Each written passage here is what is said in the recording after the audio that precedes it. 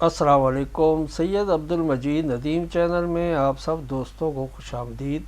آئیے ہم سنتے ہیں حضرت علامہ سید عبد المجید ندیم شاہ صاحب کو۔ جو گواہ ہوگا اس کو وہاں موجود ہونا بھی ضروری ہے، اور اس پر یقین کیجئے میرے عزیز کے دل چاہتا ہے بڑا سخت تبصرہ کیا جائے، لیکن وہی اعتدال والی بات اور حکمت و موعظہ حسنہ والی بات اجازت نہیں دیتی کہ یہ کوئی استدلال ہے۔ اس استدلال کو میں کیا نام دوں سوائے بد نصیبی کے؟ قرآن کریم نے اس کا جواب خود دے دیا۔ وہ جو ہے نا 17ویں پارے کے آخری رکوع میں، وہ کیا ہے جی؟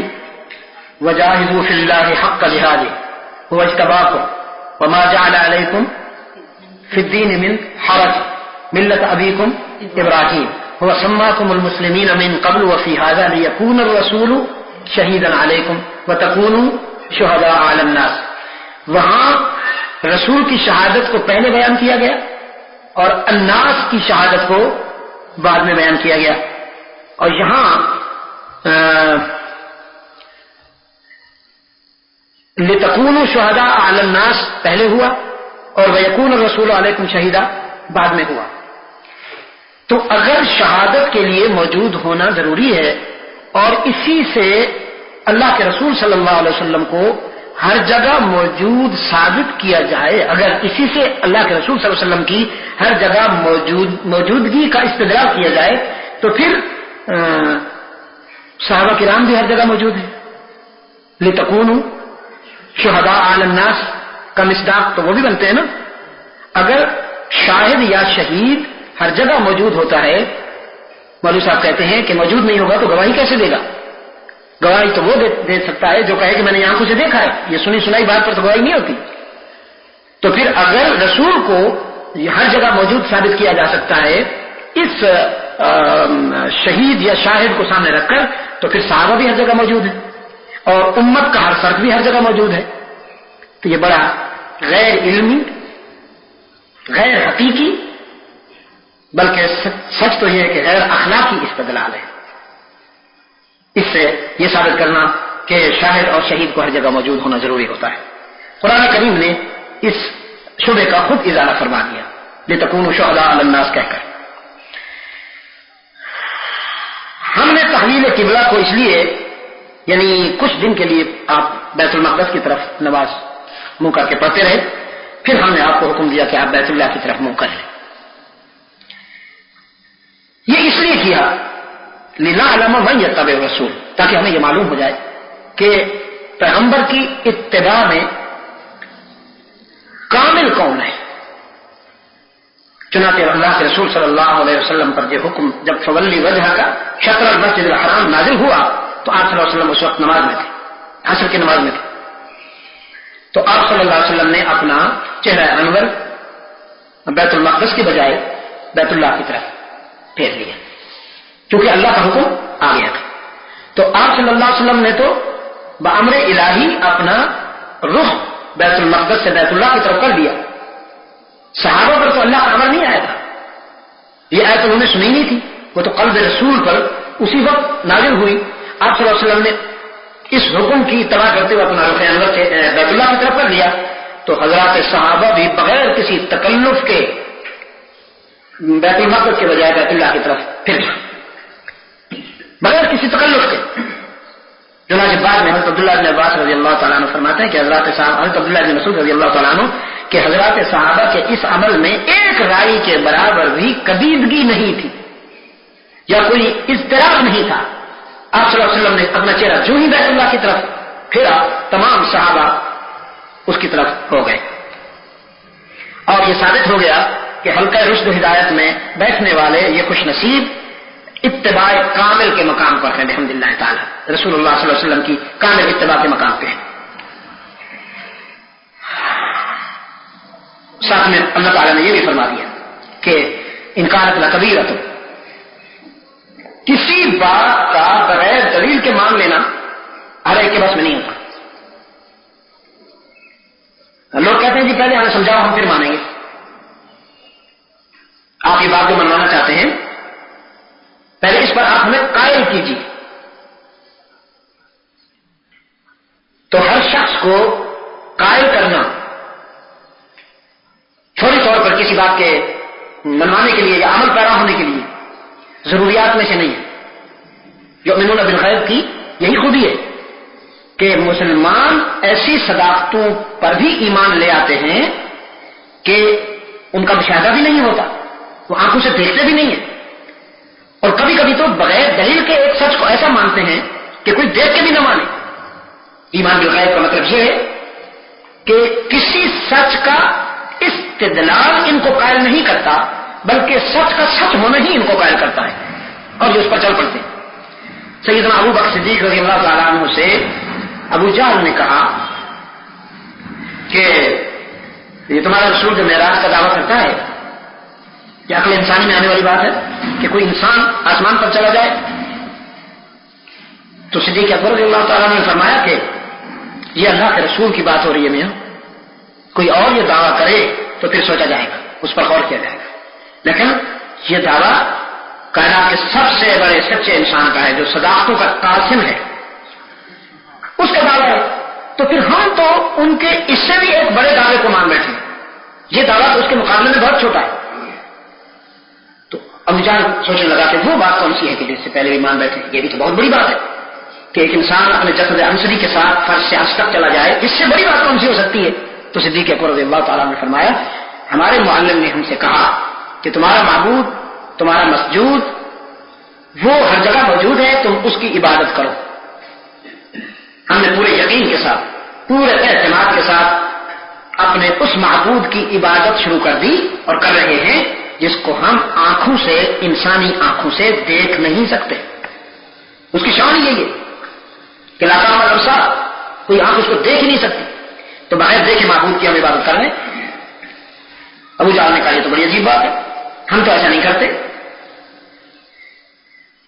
تو ہر سچ پر دلیل مانگنا اور اس کو ماننے کے لیے دلیل ہی کو معیار قرار دینا, یہ جو یؤمنون بالغیب کا شیوا نہیں ہے. جو ایمان بالغیب کے مقام پر ہے ان کا یہ شیوا نہیں ہے. تو ابو جہل نے کہا تم نے اپنے رسول سے کیوں نہیں کہا کہ وہ اپنا رب تمہیں دکھا دے؟ اس پر صدیق اکبر رضی اللہ تعالیٰ نے فرمایا اگر ہم اپنے رسول سے مطالبہ کرتے اور اللہ کا رسول صلی اللہ علیہ وسلم ہمارے رب کے حسن و جمال کی کوئی جھلک ہمیں دکھا دیتا اور ہم اپنی آنکھوں سے اللہ کے حسن و جمال کا مشاہدہ کر لیتے تو ہمارے ایمان و یقین میں ایک رائی کے برابر بھی اضافہ نہ ہوتا. ہمیں وہ یقین نصیب نہ ہوتا جو یقین اللہ کے رسول کی زبان سے سن کر ہوا ہے, آنکھوں سے دیکھتے تب بھی ہمیں وہ یقین نصیب نہ ہوتا جو اللہ کے رسول صلی اللہ علیہ وسلم کی اطلاع پر ہمیں ہو گیا. اس لیے کہ ہماری آنکھیں کسی چیز کو دیکھنے میں اتنا انصاف نہیں کر سکتی جتنا رسول کی زبان سچ بولنے میں انصاف کرتی ہے. ہم دیکھنے میں غلطی کر سکتے ہیں, رسول اللہ صلی اللہ علیہ وسلم کے نطق میں غلطی کا کوئی امکان نہیں, غلطی کا کوئی شائبہ نہیں. تو لنعلم من یتبع الرسول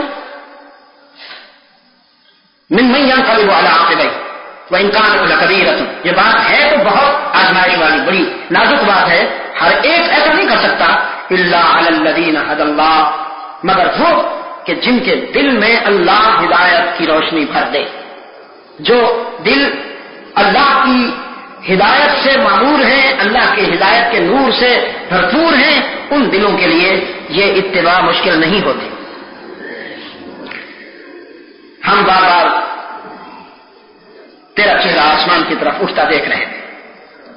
یہ ایک ادائے محبت ہے, ایک پیار کی ادا ہے کہ زبان سے تو نہیں کہا جا رہا, بس دل میں ایک تمنا ہے, دل میں ایک خواہش ہے, اور اس خواہش کے اظہار کے لیے اپنے داتا, اپنے مختار کل اور اپنے قادر مطلق کی طرف صرف نظر اٹھا کے دیکھ لیا جاتا ہے. زبان سے اس لیے نہیں کہا جا رہا کہ جو میرے دل میں ہے وہ تو میرا رب جانتا ہی. تو معبود نے کہا کہ محبوب ہم تیری اس ادا کا مدعا سمجھ رہے تھے کہ تو کیا چاہتا ہے. تو زبان سے کہے تو شاید اتنی وضاحت نہ ہوگی جتنی وضاحت تیری اداؤں سے ہو گئی, تیری نگاہوں سے ہو گئی کہ تو کیا چاہتا ہے. فبلی وجہ کا شطر المسجد الحرام, تو پھر دیجیے اپنا چہرہ مسجد حرام کی طرف. یہ ولی وجہ کا جو ہے 2 مرتبہ آیا ہے. ایک یہاں کہ فولی وجہ کا شطر مسجد الحرام، اور پھر آیا ہے ولو وجوہکم شطرہ. ہاں جی 2 ہو گئے. وحیث ما کنتم وحیث ما کنتم، جی یہ 2 ہو گئے نا. تو مفسرین حضرات کہتے ہیں، صاحب قصاص کہتا ہے، صاحب ابن کثیر کہتا ہے کہ پہلا جو ہے ولی وجہ کا یہ رسول اللہ صلی اللہ علیہ وسلم کی ذات اقدس کے لیے ہے. جو آپ صلی اللہ علیہ وسلم نماز میں تھے اور آپ صلی اللہ علیہ وسلم کے قلب اطہر پر یہ حکم نازل ہوا، ولی واحد کا ذکر ہے. اور ولو وجوہکم یہ پوری امت مسلمہ کے لیے قانون بن کر آ گیا ہے. یعنی ولی وجہ کا شطر المسجد الحرام یہ پہلی اطلاع ہے رب العالمین کی طرف سے اپنے رسول کے قلب اطہر پر کہ میرے محبوب تو جو چاہتا ہے تو ولی وجہ کا قبلہ ترسا، اپنے پسندیدہ قبلہ کی طرف منہ پھیر لیجیے. ولو وجوہکم حیث ما کنتم یہ پوری امت کے لیے قانون بن گیا کہ تم جہاں ہو، سفر میں ہو، حضر میں ہو، آبادی میں ہو، ویرانے میں ہو، جہاں کہیں بھی ہو، قبلہ کی طرف منہ کر کے، بیت اللہ کی طرف منہ کر کے، کعبہ ابراہیمی کی طرف منہ کر کے نماز پڑھا کر. اچھا جہت کعبہ جو ہے قبلہ کہتے ہیں سمت توجہ، سمت التفات، یعنی جس طرح آپ رخ کر کے متوجہ ہو رہے ہیں اللہ کی عبادت کے ارادہ سے، اس کو کہتے ہیں قبلہ. تو جب قانون بیان ہوا تو وہاں بیت اللہ نہیں کہا گیا، مسجد حرام کہا گیا. ولی وجہ کا شطر مسجد الحرام، ولو وجوہکم شطرہ، تو مفہوم وہی بنتا ہے. بیت اللہ ایک مختصر سا زاویہ ہے، مختصر سا دائرہ ہے، جبکہ مسجد حرام ایک بڑا دائرہ ہے، اس کی حدود بہت وسیع. تو آسانی پیدا کرنے کے لیے سمت کی طرف متوجہ ہونا آسان ہو جائے، مسجد حرام کو قانون میں بیان کیا گیا کہ مسجد حرام کی طرف منہ کر کے نماز ادا کر دی جائے. اب کچھ شخص مشرق میں ہے، بالکل ادھر بیجنگ اور ہانگ کانگ میں رہتا ہے، یا ادھر کسی یورپ کے کونے میں رہتا ہے جہاں زمین کا سلسلہ ختم ہونے کو ہے.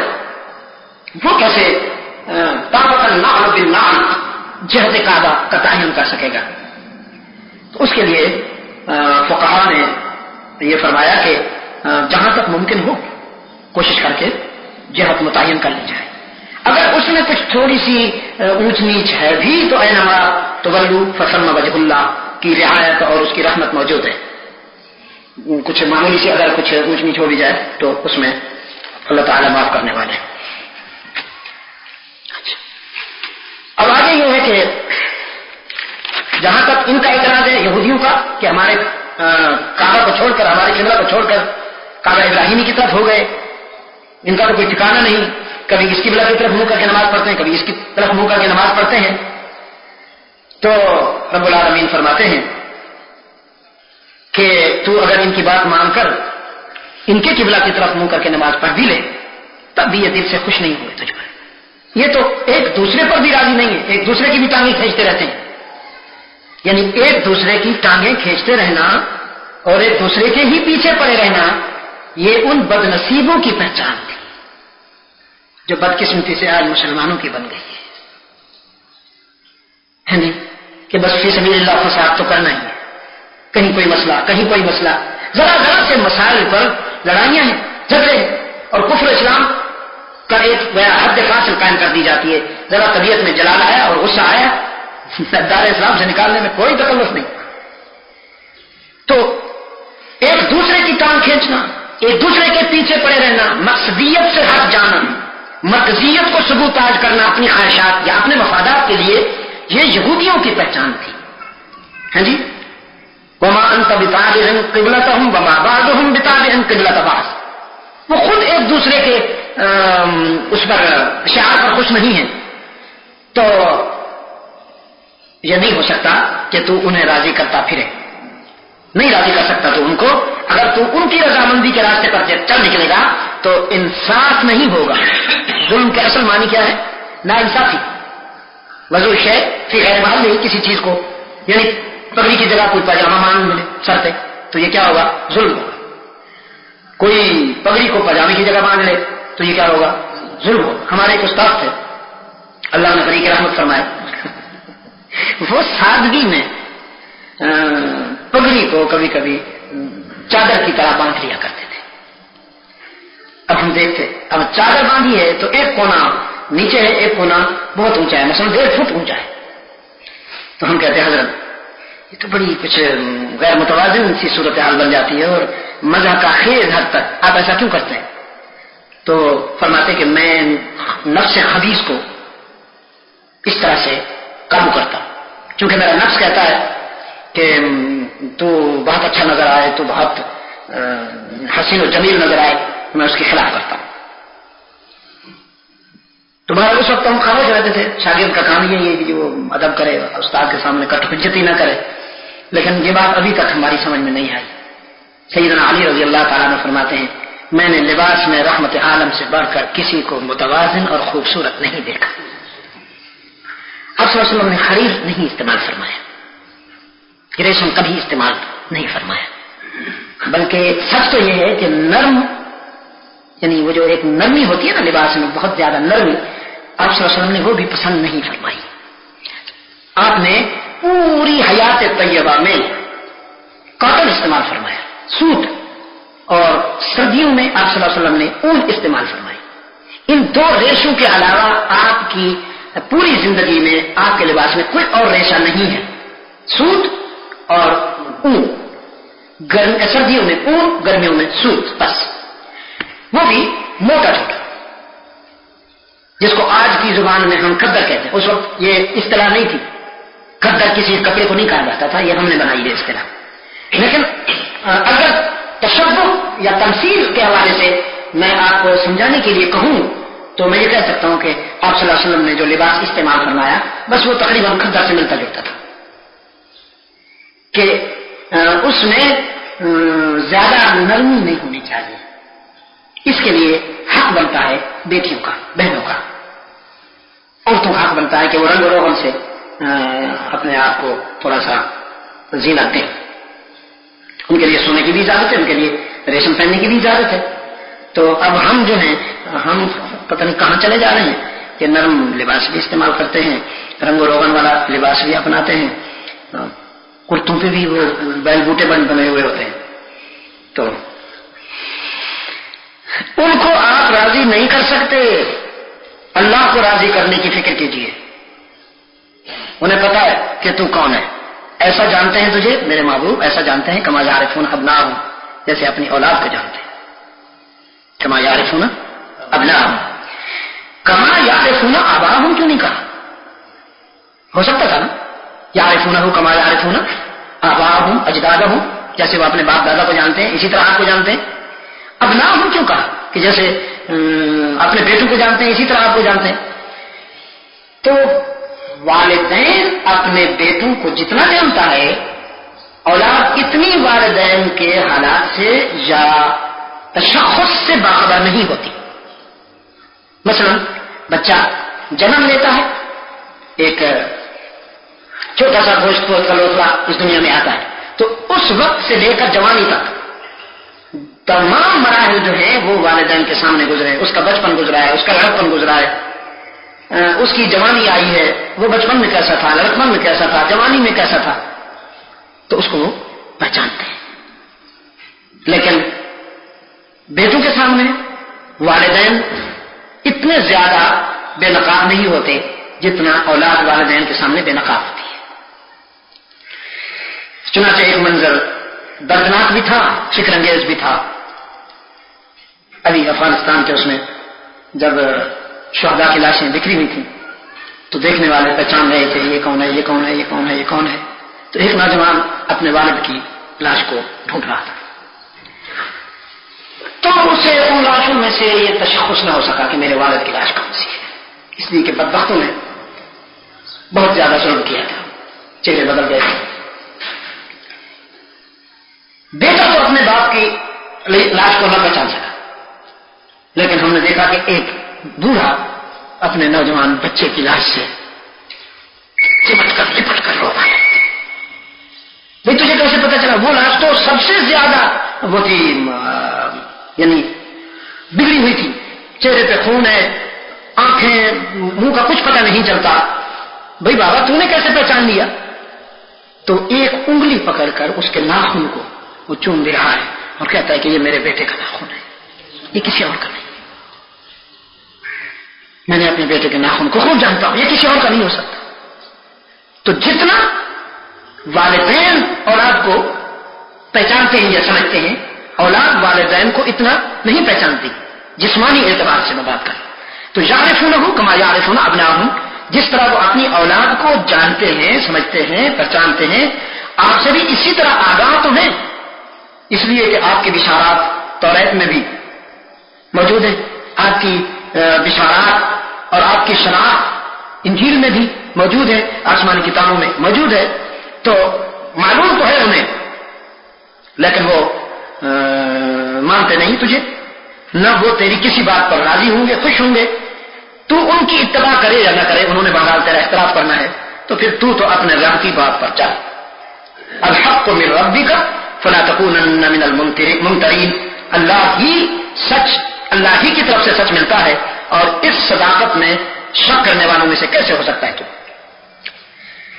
وَلِكُلِّ وِجْهَةٍ، اب یہ ایک بات ایسی آ گئی کہ جس میں امت مسلمہ کا اور یہودیوں کا بالکل امتیاز ہو گیا کہ بیت المقدس کی طرف منہ کر کے نماز پڑھنا یہ اب یہودیوں کا شیوا بن گیا، یہ ان کے خلاف. مسلمان اب اس کو حجت بنا کر بیت اللہ کی طرف نماز نہیں پڑھیں گے منہ کر کے کہ ایک عرصہ اللہ کے رسول صلی اللہ علیہ وسلم نے یا آپ کے صحابہ نے چونکہ بیت المقدس کی طرف منہ کر کے نماز پڑھی تھی، تو مجھے بیت اللہ کا جو رخ ہے وہ معلوم نہیں ہو رہا. کوئی بھی مسلمان وہ بیت المقدس کے قریب رہتا ہے، مثلا شام میں رہتا ہے، عراق میں رہتا ہے، وہ کہتا ہے کہ مجھے بیت اللہ کا رخ معلوم نہیں ہو رہا، تو میں چلو بیت المقدس کی طرف منہ کر لوں. کیونکہ ایک عرصہ رسول اکرم صلی اللہ علیہ وسلم نے مسلمانوں نے اس کی طرف منہ کر کے نماز پڑھی تھی، تو فرمایا نہیں، اب ایسا نہیں ہوگا. وَلِكُلِّ وِجْهَةٍ، اب ہر امت کا اپنا شعار ہے، ہر قوم کا اپنا شعار ہے. اب بیت المقدس کی طرف رخ کر کے نماز پڑھنا مسلمانوں کا شعار نہیں رہا. مسلمانوں کو تو بیت اللہ ہی کی طرف منہ کر کے نماز پڑھنا ہوگی، بیت المقدس کی طرف اجازت نہیں رہی. فاستبقوا الخیرات، ان بحثوں میں جانے کے بجائے آپ خیر کی طرف آئیے، نیکیوں کی طرف آئیے. میں یہ بات پھر دہراؤں گا کہ غیر ضروری بحثوں میں الجھنا، غیر ضروری بحثوں میں پڑ جانا خوش نصیب قوموں کا شعار نہیں ہے. یہ ان قوموں کا شعار ہے جن پر اللہ ناراض ہوتا ہے. جن پر اللہ ناراض ہوتا ہے وہ چھوٹی چھوٹی باتوں پر جھگڑتے ہیں، چھوٹی چھوٹی باتوں پر لڑتے ہیں. گھروں میں بھی جس خاندان پر، جس گھرانے پر اللہ راضی ہوگا، اس گھرانے اور خاندان کے افراد کو حوصلہ ملے گا، اس گھرانے اور خاندان کے افراد کو ضبط کی صلاحیت ملے گی، ضبط نفس کی صلاحیت ملے گی. اور جس خاندان پر، جن قوموں پر اللہ ناراض ہوتا ہے، وہ پھر چھوٹی چھوٹی باتوں کو بنیاد بنا کر تو نے ایسا کیا، فلاں نے ایسا کیا اور فلاں نے ایسا کیا، جھگڑا شروع ہو جاتا ہے، یا پھر مسائل گھڑ لیے جاتے ہیں چھوٹے چھوٹے چھوٹے چھوٹے. ابھی پچھلے دنوں ایک علاقے میں ایک مولوی صاحب آیا، اللہ اکبر، وہ کہہ گیا کہ حضور صلی اللہ علیہ وسلم کے والدین کو جو شخص مسلمان نہیں مانتا وہ دار اسلام سے نکل گیا. دوسرا مولوی آیا، وہ کہتا ہے کہ اس مولوی سے کہو ثابت کرے حضور صلی اللہ علیہ وسلم کے والد تو اسلام سے پہلے فوت ہو گئے تھے، آپ صلی اللہ علیہ وسلم کی والدہ بھی زمانہ اسلام سے پہلے فوت ہو گئی تھی، تو وہ کیسے کہتا ہے کہ ان کو مسلمان نہ ماننے والا، وہ اس کو بلاؤ اور وہ ثابت کرے. چلو جی، مسلمان بیچارے بٹ گئے، سادہ لوگ مسلمان، باپ ادھر ہے، بیٹے ادھر ہے، ایک بھائی ادھر ہے، دو بھائی ادھر ہے، یعنی گھروں میں تفریق ہو گئی، خاندانوں میں تفریق ہو گئی کہ اب اس پر ذات اقدس جو ہے رسول اللہ صلی اللہ علیہ وسلم کی ذات اقدس جو ہے وہ بڑا نازک اور حساس تصور ہے مسلمانوں کے لیے، فرزندان اسلام کے لیے، کہ وہ اللہ کے رسول صلی اللہ علیہ وسلم کی محبت میں اتنے فنا ہوتے ہیں کہ کسی قسم کی بھی گستاخی، خفی، بالکل خفی گستاخی بھی وہ برداشت نہیں کر سکتے. کہ میں کیسے یہ کہوں کہ حضور صلی اللہ علیہ وسلم کے والدین جو ہیں وہ جنتی نہیں ہیں، یہ میں کیسے مان لوں؟ یہ ایک طبیعی چیز ہے. لیکن بھائی خود رسول اللہ صلی اللہ علیہ وسلم نے اس سلسلے میں کوئی ارشاد آپ کا سامنے آئے؟ کوئی سامنے نہیں آتا. تو اس پر صلحائے امت نے، ہمارے اسلاف نے جو اعتدال کا راستہ اختیار کیا وہ یہ ہے کہ آپ ان کا احترام کیجیے، یعنی آپ صلی اللہ علیہ وسلم کے والد گرامی کو جب آپ ان کا نام لیں تو صرف عبداللہ نہ کہیں، حضرت عبداللہ کہیں. آپ صلی اللہ علیہ وسلم کی والدہ محترمہ کو صرف آمنہ نہ کہیں، سید آمنہ کہیں. لیکن چونکہ وہ زمانہ اسلام سے پہلے اس دنیا سے چلے گئے، اب ان کا معاملہ اللہ کے حوالے ہے. اگر وہ دین ابراہیمی پر عمل پیرا تھے، میرا دل کہتا ہے کہ یقیناً تھے، میرا دل کہتا ہے، لیکن یہ کوئی فتویٰ نہیں ہے، میرے دل کا کہنا کوئی حجت نہیں ہے، یہ میری اپنی ایک کیفیت ہے. اگر کوئی یہ نہیں مانتا تو میں اس کی نکیر نہیں کرتا کہ آپ صلی اللہ علیہ وسلم کے والد گرامی، آپ صلی اللہ علیہ وسلم کی والدہ محترمہ دین ابراہیمی پر عمل پیرا تھے اور خیر کے راستے پر چلنے والے تھے. چنانچہ یہ تو ہمیں ملتا ہے تاریخ میں کہ حضرت عبداللہ کے اخلاق اس وقت کے معاشرے میں سب سے اعلیٰ و افضل تھے. جس طرح رسول اللہ صلی اللہ علیہ وسلم کی پاکیزگی، آپ صلی اللہ علیہ وسلم کی دیانت، آپ صلی اللہ علیہ وسلم کی شرافت، آپ صلی اللہ علیہ وسلم کی امانت اس دور میں مثال تھی، معیار تھی، اسی طرح حضرت عبداللہ کی جوانی کے سامنے بھی دوشیزائیں شرمایا کرتی تھی. یعنی عورتوں کی نگاہوں میں اتنا حیا نہیں تھا جتنا حضور صلی اللہ علیہ وسلم کے والد گرامی حضرت عبداللہ کی نگاہوں میں حیا تھا. ان کے اخلاق کی پاکیزگی، ان کی شرافت، ان کی دیانت، یہ مسلمہ حقیقت ہے، اس سے کوئی انکار نہیں کر سکتا. کسی قسم کی چھوٹی سی بد اخلاقی کا بھی کوئی ثبوت نہیں پیش کر سکتا. تو یہ تمام چیزیں بتاتی ہیں کہ وہ دین ابراہیمی پر عمل پیرا تھے. اب مسلمان ہونے کا جو سٹیمپ ہے وہ لگتا ہے اس پر کہ جو اللہ کے رسول صلی اللہ علیہ وسلم کے دور رسالت میں اشہد ان لا الہ الا اللہ واشہد ان محمدا عبدہ ورسولہ پڑھتا ہے، یہ مہر اس پہ لگتی ہے. تو اس کے باوجود ان کا احترام کرنا ضروری ہے. ان کا جب نام لیا جائے تو تکریم کے ساتھ، احترام کے ساتھ لیا جائے.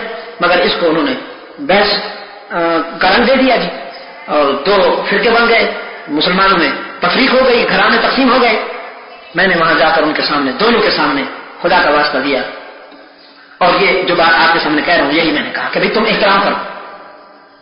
خدا را تم میں سے کوئی بھی حضور صلی اللہ علیہ وسلم کے والدین کی شان میں کوئی گستاخی نہ کر رہے تھے، اور دوسروں سے کہا کہ تم اس اصطلاح پر اصرار مت کرو کہ وہ مسلمان تھے یا نہیں تھے، اس اصطلاح پر بحث نہ کرو. تو یہ اللہ تعالیٰ جس قوم پر راضی ہوتا ہے ان کو یہ توفیق ملتی ہے کہ وہ اعتدال کے راستے پر چلتے ہیں. فلا تكونن من الممترين ولكل وجهة هو موليها فاستبقوا الخيرات اينما تكونوا يأتي بكم الله جميعا. کہاں ہے تم جہاں ہوگے اللہ تعالیٰ تو تم سب کو ایک ہی مرکز پر اکٹھا کرنے والا ہے کہ وہ اچھا قادر ہے.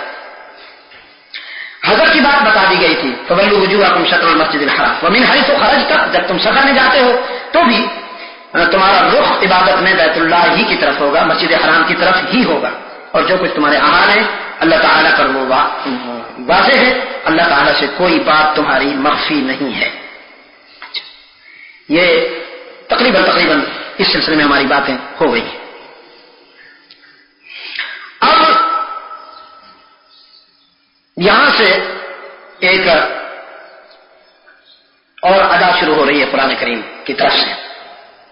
یہودیوں کے مظالم، یہودیوں کی قطع حجتی، یہودیوں کا اللہ کے رسول صلی اللہ علیہ وسلم کے موقف سے انکار، اور تقریباً ایک طرح کا تقابل اور تصادم، اور اس کے مقابلے میں رسول اللہ صلی اللہ علیہ وسلم اور فرزندان اسلام کی استقامت، ان کے مظالم کے سامنے اس سلسلے میں ہماری باتیں ہو گئی. اب یہاں سے ایک اور ادا شروع ہو رہی ہے قرآن کریم کی طرف سے. یہودیوں کے مظالم، یہودیوں کی قطع حجتی، یہودیوں کا اللہ کے رسول صلی اللہ علیہ وسلم کے موقف سے انکار، اور تقریباً ایک طرح کا تقابل اور تصادم، اور اس کے مقابلے میں رسول اللہ صلی اللہ علیہ وسلم اور فرزندان اسلام کی استقامت، ان کے مظالم کے سامنے کیا کرنا چاہیے؟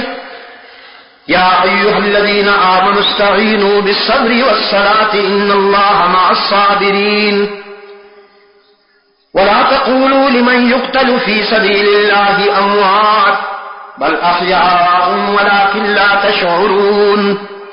وَلَنَبْلُوَنَّكُمْ بِشَيْءٍ مِّنَ الْخَوْفِ وَالْجُوعِ وَنَقْصٍ مِّنَ الْأَمْوَالِ وَالْأَنفُسِ وَالثَّمَرَاتِ وَبَشِّرِ الصَّابِرِينَ الَّذِينَ إِذَا أَصَابَتْهُم مُّصِيبَةٌ قَالُوا إِنَّا لِلَّهِ وَإِنَّا إِلَيْهِ رَاجِعُونَ أُولَٰئِكَ عَلَيْهِمْ صَلَوَاتٌ مِّن رَّبِّهِمْ وَرَحْمَةٌ وَأُولَٰئِكَ هُمُ الْمُهْتَدُونَ۔ اے مسلمانوں، مدد لو صبر اور نماز سے، یقیناً اللہ صبر کرنے والوں کے ساتھ ہے۔ اور نہ کہو ان لوگوں کو جو مارے گئے ہیں اللہ کی راہ میں مردہ، بلکہ وہ زندہ ہیں لیکن تم کو خبر نہیں۔ اور البتہ ہم تم کو آزمائیں گے کسی بھی شکل میں، خوف سے، بھوک سے، مال کے نقصان سے، جانوں کے نقصان سے، باغات کے نقصان سے۔ خوشخبری دے دیجئے صبر کرنے والوں کو، وہ لوگ کہ جب پہنچے ان کو کوئی مصیبت تو کہیں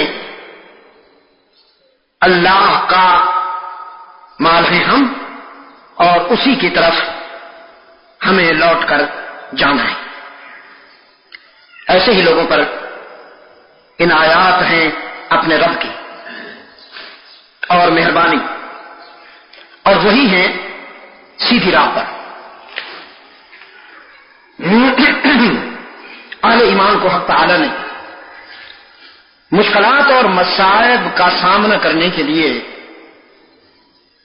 اتنی بڑی قوت عطا کر دی کہ وہ مصیبت کے پہاڑوں کا بھی سامنا کر سکتے ہیں۔ صرف مسلمان صبر اور ذکر اللہ۔ نماز کیا ہے؟ ذکر اللہ ہے نا، اقیم الصلاۃ لذکری۔ اور جس نماز میں ذکر اللہ نہ ہو یا حب اللہ نہ ہو، وہ نماز اٹھنا بیٹھنا ہی تو رہ جاتی ہے۔ شوق تیرا اگر نہیں میری نماز کا امام، اقبال نے کہا ہے شوق تیرا اگر نہیں، میں کہتا ہوں عشق تیرا اگر نہیں، عشق تیرا اگر نہیں میری نماز کا امام، تو میرا سجود بھی حجاب، میرا قیام بھی حجاب۔ ایک اور جگہ اللہ کا بندہ کہتا ہے تیرا امام بے حضور، تیری نماز بے سرور، ایسے امام سے گزر، ایسی نماز سے گزر۔ امام بھی پروفیشنل ہے، نوکری کر رہا ہے، نماز تھوڑی پڑھا رہا ہے۔ ہاں جی، میں نے پیرس میں دیکھا ایک ترک مسلمان آیا نماز پڑھانے کے لیے، اتنا لمبا جبہ لٹکا ہوا تھا جوتوں والی جگہ پر، تھری پیس سوٹ تھا اس کا، ہاں جی، پینٹ تھی، شرٹ تھی، کوٹ تھا، اور ٹائی بھی تھی خیر سے، اور بالکل شلغم، یعنی نہ داڑھی نہ مونچھ، کچھ بھی نہیں۔ پتہ نہیں ابرو کیوں چھوڑ دیے اس نے، چہرے پر صرف ابرو باقی تھے، باقی کوئی بال نہیں تھا۔ وہ اللہ کا بندہ آیا، میں نے تو دور سے دیکھا تو میں نے سمجھا کہ کوئی جھارا پہلوان آیا ہے۔ آتے ہی اس نے جوتا بوتا اتارا اور وہ جو لٹکا ہوا تھا گون سا وہ جبہ اپنے اوپر چڑھا لیا، ہاں جی، وہ سارا اندر کی جو چیز تھی ساری مستور ہو گئی، چھپ گئی۔ پھر یوں اس ادا میں وہ مصلی کی طرف آیا اور خونخوار نگاہوں سے مقتدیوں کو دیکھا پیچھے، یوں سو یعنی سیدھے ہو جاؤ، اور اس کا اللہ اکبر، جو وہ کبھی یوں ہو رہا ہے تو کبھی یوں ہو رہا ہے۔ میں سوچ رہا ہوں یا اللہ میں کیا کروں، میرے ساتھ 10-12 اور دوست بھی تھے، انہوں نے کہا کہ یہ مسجد ہے، نماز مغرب کا وقت ہو گیا ہے۔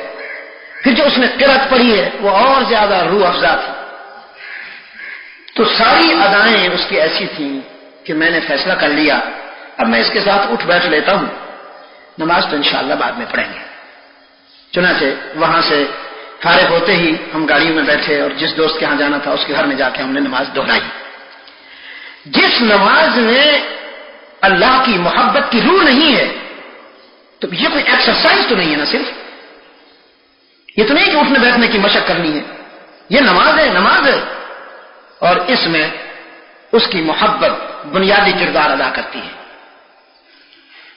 جس کا وہ جو بخاری شریف کے شروعات میں آیا نا، احسان کے کیا معنی ہے، پہلی جلد میں نا، حضرت روح الامین جب طالب علم بن کر آئے اور انہوں نے پوچھا کہ مل احسان مل اسلام مسا، تو آپ صلی اللہ علیہ وسلم نے اس کے متعلق جو فرمایا وہ تو آپ جانتے ہیں.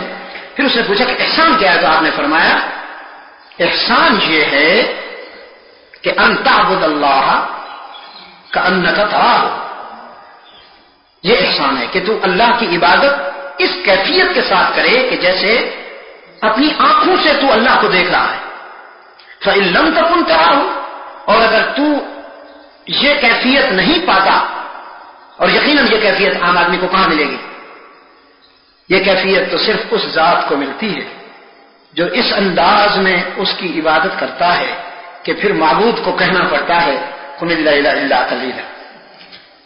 یہ صرف اس ذات کو کیفیت ملتی ہے کہ جس کی تواضع، جس کی عاجزی میں وہ رنگ ہے، وہ گہرائی ہے کہ معبود کہتا ہے میرے محبوب ساری ساری رات تو میری یاد میں کھڑا رہتا ہے، راتیں تھک جاتی ہیں تو نہیں تھکتا، ساری رات میرے ذکر و عبادت میں تیرا کھڑا رہنا یہ تیرے دل کی تسکین ہے، یہ تیری خوشی کی بات ہے، اب کچھ دیر آرام کر لیا کر، یہ میری خوشی کی بات ہے. یہ کیفیت صرف اس ذات کو نصیب ہوتی ہے بس. اب یہ اگرچہ قرآن کریم کے مفہوم کے حوالے سے بات ہو رہی ہے، لیکن آپ کے دعوت کے سفر میں بھی یہ اسلوب جو ہے ان کو محفوظ کرتے جائیے. ایک کاپی اس طرح کی بنا لیجیے کہ جس میں اس طرح کے جو کچھ آپ کو پھول مل جائیں انہیں چنتے جائیے. گلچینی بہت بڑی خوبی ہے انسان کی نا، گلچینی. ہر اچھی چیز آپ کو جہاں ملے اس کو محفوظ کر لیجیے. میرے طالب علمی کے زمانے کی ایک کتاب اب بھی پڑھی ہوئی ہے، دکھاتا کسی کو نہیں کیونکہ اس میں کچھ میری کمزوریاں بھی ہیں. کہیں کوئی اچھا شعر مل گیا تو وہ لکھ مارا، کہیں کوئی اچھا جملہ مل گیا. مولانا ابوالکلام آزاد کو میں نے طالب علمی کے زمانہ میں بہت پڑھا، ان کے مقالات پڑھے، ان کی غبار خاطر پڑھی، اور وہ جو ان کی ام الکتاب ہے سورہ فاتحہ کی تفسیر ہے وہ تو ایک طرح سے میں نے یاد کر لی تھی.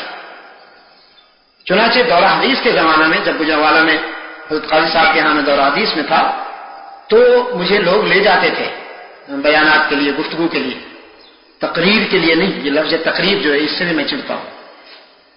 مقررین یہ بھی بازاری جملہ ہے، اللہ تعالیٰ اس سے بھی محفوظ رکھے. علماء آئے ہوئے ہیں، مقررین نہیں.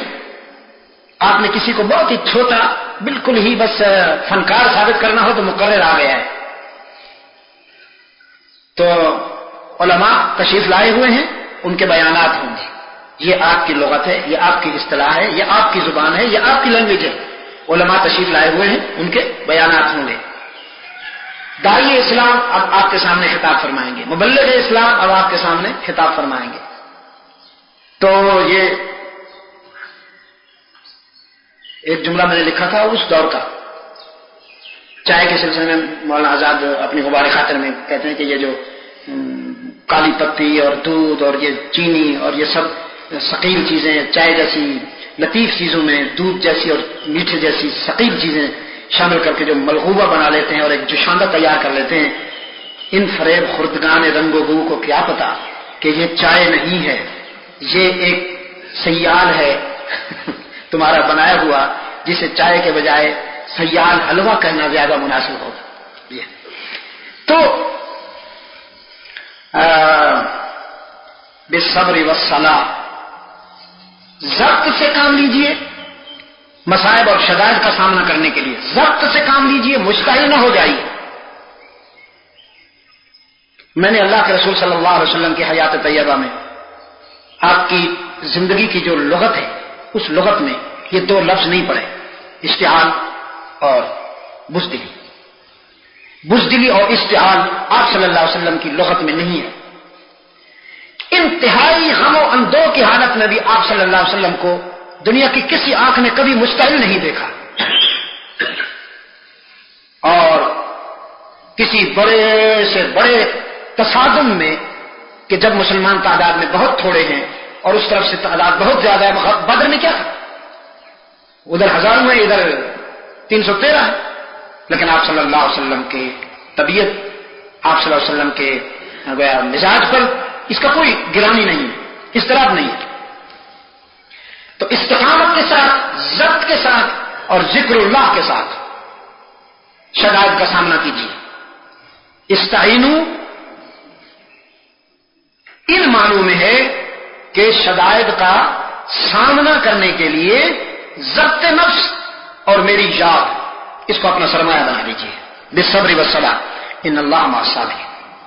اللہ تعالیٰ کی مدد یقیناً صبر کرنے والوں کے ساتھ ہوتی ہے، لیکن اللہ کی مدد صبر کرنے والوں کو فی الفور مل جائے یہ انسانی خواہشات کی بات تو ہے، اللہ کی حکمت نہیں. اللہ تعالیٰ کی جو مدد ہے وہ اس کی حکمت کے مطابق آتی ہے، انسانی خواہشات کے مطابق نہیں آتی. اب ایک نازک سی بات آ رہی ہے شہداء کی زندگی کے متعلق یا موت کے متعلق. قرآن کہتا ہے جو اللہ کے راستے میں جان دے دیتے ہیں انہیں مردہ نہ کہو. ایک اور جگہ قرآن کہتا ہے انہیں مردہ نہ سوچو. لا تحسبن الذین قتلوا فی سبیل اللہ. یعنی ایک شخص آپ کے سامنے بے جان پڑا ہے، بے حس و حرکت، تو اللہ تعالیٰ کا حکم ہے کہ اسے مردہ نہ کہو، تو چلے نہیں کہیں گے. لیکن بے حس و حرکت جب پڑا ہے، اس کا جسم کٹا ہوا ہے، خون نکل چکا ہے اور موت کے سارے علامات اس کے وجود پر نظر آ رہے ہیں، تو خیال تو آئے گا نا کہ یہ زندہ نہیں ہے. تو رب العالمین نے فرمایا زندہ نہیں ہے یہ تو ٹھیک ہے، اس حد تک سوچنے کی اجازت ہے کہ یہ دنیاوی زندگی میں اب نہیں ہے، لیکن یہ کہ اب یہ مردہ ہو گیا، رب العالمین نے فرمایا یہ بولنے کی تمہیں اجازت نہیں ہے. نہ سوچنے کی اجازت ہے نہ بولنے کی اجازت ہے. جس نے میری محبت میں میری رضا پر جان دے دی، اب تم اسے مردہ کہو بھی نہیں اور مردہ تصور بھی نہ کرو. بل احیاء، بلکہ وہ زندہ ہیں، ولکن لا تشعرون، جس کا تمہیں شعور نہیں ہے. اچھا قرآن کریم کی یہ عادت تو ہے ہی کہ یہ اپنی بات کی خود وضاحت کرتا ہے.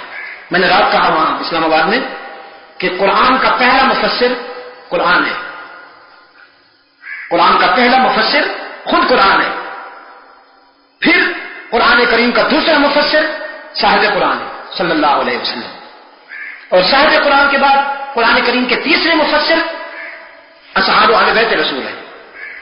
تو قرآن کریم اپنی کسی بھی اجمالی بات کو تفصیل کے ساتھ خود بیان کرتا ہے.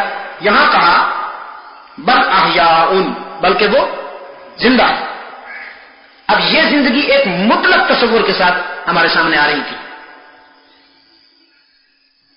جس پر بحث کی گنجائش تھی کہ بھئی وہ تو بالکل اسی طرح زندہ ہیں جس طرح دنیا میں زندگی ہوتی ہے، کیونکہ قرآن کریم کے الفاظ اس ضمن میں واضح ہیں. بس احیاء. دوسری جگہ قرآن کریم نے اس کی وضاحت کر دی. بحث اور جھگڑے کا، کٹ حجتی کا دروازہ بند کرنے کے لیے کہ بل احیاء عند ربہم، عندکم نہیں، وہ زندہ تو ہیں لیکن ان کی زندگی کا تعلق اللہ سے ہے. تمہارے ہاتھ سے تو وہ چلے گئے، ان کے بچے یتیم ہو گئے، ان کی بیویاں بیوہ ہو گئی، ان کی جائیداد تقسیم ہو گئی، تم نے ان کے جسد انصری کو اٹھایا ہے اور قبرستان میں جا کے دفن کیا ہے. تو تمہاری اس دنیاوی انجمن سے، دنیا کی محفل سے تو وہ اٹھ گئے، اس میں کوئی شک نہیں ہے، لیکن اس کا مطلب یہ نہیں ہے کہ یہاں سے اٹھ گئے تو وہاں سے بھی اٹھ گئے. وہ تمہاری انجمن سے اٹھے ہیں اور ہماری رحمت کی انجمن میں چلے آئے ہیں. اب وہ ہمارے پاس ہیں، تم سے چلے آئے ہیں، ہمارے پاس ہیں. یرزقون، ہمارے ہاں وہ رزق بھی پاتے ہیں. فارحین، بڑی پرسکون، ان کو زندگی میسر آ گئی ہے، خوش و خرم رہتے ہیں. یہ غموں والی زندگی تھی، اب وہ زندگی جو ملی ہے اس میں غم کا کوئی عمل دخل نہیں ہے. اس میں امتحان تھے، آزمائش تھی. اب جو زندگی انہیں ملی ہے وہ آزمائش اور امتحان والی نہیں ہے، اس میں فرحتیں ہی فرحتیں ہیں، راحت ہی راحت ہے، سکون ہی سکون ہے. آپ مجھے بتائیے بیٹے کہ اس قرآن کریم کے طریقہ اظہار اور اس طرز استدلال کے بعد کوئی بحث کی گنجائش رہتی ہے کہ علماء اس پر بحث کریں کہ انبیاء علیہ السلام یا شہداء زندہ ہوتے ہیں؟ اچھا، انبیاء علیہ السلام کی جہاں تک زندگی کا تعلق ہے تو شہداء تو انبیاء کے شاگرد ہیں. جب شاگردوں کی شہادت کے بعد اللہ ان کے لیے موت کا تصور کرنا بھی گوارا نہیں کرتا، نہ کہنے دیتا ہے نہ سوچنے دیتا ہے، تو پھر انبیاء علیہ السلام کا مقام تو بہت بلند ہے. اور ان کے مقام کی بلندی کی ایک دلیل یہ ہے کہ شہید کی بیوی دوسرا نکاح کر سکتی ہے، نبی کی بیوی دوسرا نکاح نہیں کر سکتی. اچھا، شہید کی جائیداد تقسیم ہوگی، پیغمبر کی جائیداد تقسیم نہیں ہوتی. آپ صلی اللہ علیہ وسلم نے فرمایا کہ ہم نامورث، ہماری وراثت نہیں چلتی، دراہم سے دنانیر سے ہماری وراثت نہیں چلتی. چنانچہ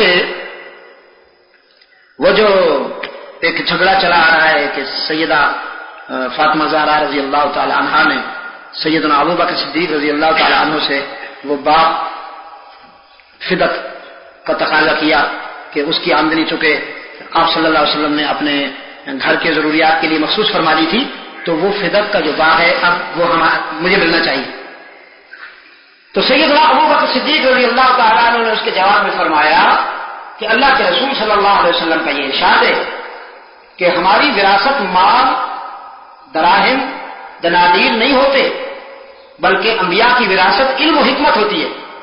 تو جتنا علم ہے وہ سارا لے لیجیے، رحمت عالم صلی اللہ علیہ وسلم کی جو حکمت ہے وہ ساری لے لیجیے، وہ آپ کی وراثت ہے. جہاں تک تعلق ہے اس باغ کا، فدق کا، یا آپ صلی اللہ علیہ وسلم کی دوسری جو وہ دنیا کی دوسری تو اور کوئی چیز ہے ہی نہیں، تو وہ آپ صلی اللہ علیہ وسلم کے فرمان کے مطابق، آپ صلی اللہ علیہ وسلم کے ارشاد کے مطابق وراثت کے اس قانون کے دائرے میں نہیں آتی جو عام آدمی کے لیے ہوتا ہے. چنانچہ یہ سن کر سیدہ فاطمہ زہرا رضی اللہ عنہا مطمئن ہو گئی. انہوں نے اس پر سکوت اختیار فرما لیا تھا، اور یہ سکوت جو تھا رضا کا مظہر تھا، ناراضگی کا مظہر نہیں تھا.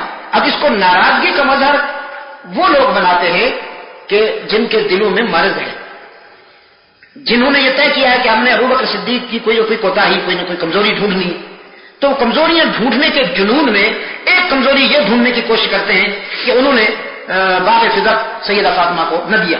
تو بھی اس لیے نہیں دیا کہ نبیوں کی جو وراثت ہے وہ علم و حکمت ہے، دراہم و دنانیر نہیں ہے. تو نبیوں کی جائیداد بھی تقسیم نہیں ہوتی، انبیاء علیہ السلام کی ازواج بھی بعد میں نکاح نہیں کر سکتی، یہ ان کی انفرادیت ہے. جبکہ شہید کی بیوہ دوسرا نکاح کر سکتی ہے، نکاح ایسا نہیں کر سکتی.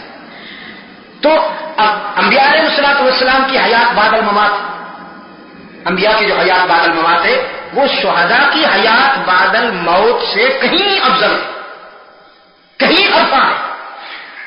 لیکن وہ زندگی عند ربہم، اللہ کے ہاں ہے، اس زندگی کا تعلق دنیا کی زندگی سے نہیں ہے.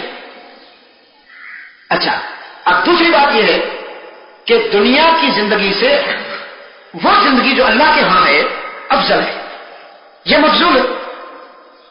اس زندگی کے مقابلے میں دنیا کی زندگی مفضول ہے، وہ زندگی افضل ہے. اب میں سمجھتا ہوں کہ یہ تو کوئی انصاف نہ ہوگا کہ انبیاء علیہ السلام سے محبت کے اس اسلوب کو اختیار کر لیا جائے کہ افضل کو چھوڑ کر مفضول کا اصرار کیا جائے، افضل کو چھوڑ کر مفضول کا اصرار کیا جائے کہ نہیں، ان کی زندگی تو دنیا والی زندگی ہے، بس بالکل اسی طرح کھانے پینے والی، اس میں بیٹھنے والی، ہنسنے رونے والی، جی خوشیوں اور آنسو والی زندگی ہے. یہ میں سمجھتا ہوں کہ کوئی انصاف کی بات نہیں ہوگی. ان کی وہ زندگی ہے جس میں خوشیاں ہیں، آنسو نہیں ہیں. اب ان کی وہ زندگی ہے جس میں جزا ہی جزا ہے، آزمائش امتحان نہیں ہے. اب ان کی وہ زندگی ہے جس میں راحتیں ہی راحتیں ہیں، مصیبت نہیں ہے. اب ان کی وہ زندگی ہے کہ جس میں سکھ ہی سکھ ہیں، دکھ نہیں ہے. چنانچہ رحمت عالم صلی اللہ علیہ وسلم سے حق تعالی نے آخری لمحات میں فرمایا تھا روح الامین بھیج کر، اس دنیا میں اگر آپ کو جینا ہے تو ہم تیری خواہش کے مطابق دنیا کی زندگی میں اضافہ کرتے جائیں. اور یہ کائنات کا پہلا اور آخری انسان ہے جس کو یہ آفر ملی. دنیا کے اور کسی انسان کو، یعنی آپ صلی اللہ علیہ وسلم کے پہلے انبیاء اور رسول میں سے کسی کو بھی اللہ کی طرف سے یہ آفر نہیں ملی کہ تم اگر دنیا میں زندہ رہنا چاہتے ہو تو ہم تمہاری خواہش کے مطابق تمہاری دنیا کی زندگی میں اضافہ کر دیں، کہیں آپ کو نہیں ملے گا۔ یہ صرف اللہ کے رسول صلی اللہ علیہ وسلم کی انفرادیت ہے کہ اللہ کی طرف سے انہیں یہ آفر دی گئی کہ اگر آپ چاہیں تو ہم آپ کی دنیا کی زندگی میں اضافہ کر دیں، لیکن رسول اللہ صلی اللہ علیہ وسلم نے فرمایا کہ اللہم برفیق الاعلی، اللہم برفیق الاعلی، میں اپنے محبوب کے دامن رحمت میں آنا پسند کرتا ہوں، میں اب اپنے محبوب کے، اپنے معبود کے دامن رحمت میں، اس کے جوار رحمت میں آنا چاہتا ہوں۔ تو رب العالمین نے فرمایا پھر آ جا میرے محبوب۔ تو قرآن سے بھی، رحمت عالم کے فرمان سے بھی جو بات ثابت ہو رہی ہے وہ یہ ہے کہ اب آپ کی زندگی دکھوں والی زندگی نہیں ہے، اب آپ کی زندگی آنسوں والی زندگی نہیں ہے، اب جو آپ کی زندگی ہے وہ آزمائشوں والی زندگی نہیں ہے، اب سراسر راحت والی زندگی ہے، خوشیوں والی زندگی ہے، ہیں جی، سکھوں والی زندگی ہے۔ سراسر راحت، سراسر خوشی، سراسر سکھ والی زندگی پہ کون سی ہے؟ وہ تو آخرت کی زندگی، وہ تو برزخ کی زندگی ہے، وہ تو اللہ تعالیٰ کے ہاں ہے، عند ربہم، وہ زندگی ہے۔ تو جو انصاف کی بات سامنے آتی ہے، اعتدال کی بات سامنے آتی ہے، وہ یہ ہے کہ شہداء و انبیاء کی حیات مسلمہ ہے، اس پہ کوئی اختلاف نہیں ہے۔ شہداء اور انبیاء کی حیات مسلمہ ہے، غیر متنازع ہے، اس پر کوئی اضطراب نہیں، کوئی اختلاف نہیں، کوئی جھگڑا نہیں، زندگی مسلمہ ہے۔ لیکن اس زندگی کی ڈیفینیشن کیا ہے، اس زندگی کی تفسیر کیا ہے، اس زندگی کا مفہوم کیا ہے، وہ ہے جو قرآن نے متعین کیا کہ اس پر بحث و تنحیس نہ کرو، ولیکن لا تشعرون کہہ کر قرآن کریم نے بحث کا دروازہ بند کر دیا کہ یہاں زیادہ عالم بننے کی کوشش مت کرو، زیادہ حکمتوں کا دریا مت بہاؤ، بس وہ اس حد تک جاؤ جس حد تک تمہیں قرآن اجازت دیتا ہے، ان کی زندگی پر شبہ نہ کرو کہ وہ زندہ تو ہے ہی، اور زندگی کیسی؟ عند ربہم، جو اللہ کے ہاں ہے ان کی، تم میں سے تو اٹھے۔ چنانچہ سیدنا ابو بکر صدیق رضی اللہ تعالی عنہ نے آپ صلی اللہ علیہ وسلم کی مبارک وفات کی جب اطلاع سنی، وہ آپ صلی اللہ علیہ وسلم کے ساتھ تھے کئی راتوں سے۔ آپ صلی اللہ علیہ وسلم نے اپنی زندگی کی آخری رات، جس کے صبح سعادت میں آپ صلی اللہ علیہ وسلم نے سفر آخرت فرمایا، صدیق اکبر رضی اللہ تعالیٰ عنہ کو اجازت دے دی کہ تم کئی راتوں سے سوئے نہیں ہو تو گھر چلے جاؤ۔ چنانچہ وہ مضافات مدینہ میں اپنے گھر چلے گئے، وہیں ان کو اطلاع ملی کہ اللہ کے رسول صلی اللہ علیہ وسلم نے دنیا چھوڑ دی، تو وہاں سے وہ تیزی سے آئے۔ آپ صلی اللہ علیہ وسلم کے اس مسکن میں جو سیدہ عائشہ صدیقہ رضی اللہ تعالیٰ عنہ کا حجرہ تھا، بس ایک عجیب کیفیت تھی صدیق اکبر رضی اللہ تعالیٰ عنہ کی، واہ نبیہ واہ صفیہ کہتے ہوئے، اے میرے دوست، اے میرے نبی، اے میرے رسول، میرے بغیر تو آپ نے کوئی سفر نہ کیا، آج اس سفر میں مجھے بھی تنہا چھوڑ دیا۔ پھر آپ صلی اللہ علیہ وسلم کے قریب آئے اور چہرہ انور سے چادر اٹھائی، چادر اٹھائی تو بے ساختہ یہ جملہ صدیق اکبر کی زبان سے نکلا کہ طبتا حیم و میتا، طبتا حیم و میتا، تیری زندگی بھی مبارک، تیری موت بھی مبارک۔ دنیا کا کوئی انسان موت کے بعد خوبصورت نہیں رہتا، موت ہر حسین کا حسن چھین لیتی ہے، لیکن میرے محبوب تو دنیا کا منفرد انسان ہے کہ موت بھی تیرا کچھ نہیں بگاڑ سکی، تیری زندگی بھی حسین، تیری موت بھی حسین، طب تحیم و میت۔ اور پھر وہ جملہ فرمایا کہ جس جملے کی کوئی اور تعبیر نہیں کی جا سکتی کہ اللہ آپ پر دو موتیں کبھی جمع نہیں فرمائیں گے، بس یہ ضابطہ تھا جو لاگو ہو گیا۔ کل نفس ذائقۃ الموت کا جو ضابطہ ہے جی، وما جعلنا لبشر من قبلک الخلد کل نفس ذائقۃ الموت، یہ ضابطہ ہے، یہ قانون ہے، یہ قانون اور یہ ضابطہ آج لاگو ہو گیا، دو موتیں آپ پر جمع نہیں ہوں گی۔ پھر باہر تشریف لے آئے آپ صلی اللہ علیہ وسلم کے چہرہ انور پر چادر ڈال کر باہر آئے، تو پورا مدینہ جمع ہو گیا تھا. ادھر فاروق اعظم تھے، شدت احساس میں کسی کو وہ یہ کہنے کی اجازت نہیں دیتے تھے کہ رحمت عالم صلی اللہ علیہ وسلم نے وفات پائی. شمشیر بکا پھرتے تھے کہ اگر کسی کی زبان پر یہ جملہ آیا تو میں سر اڑا دوں گا. اب مسلمان صدیق اکبر سے سننا چاہتے تھے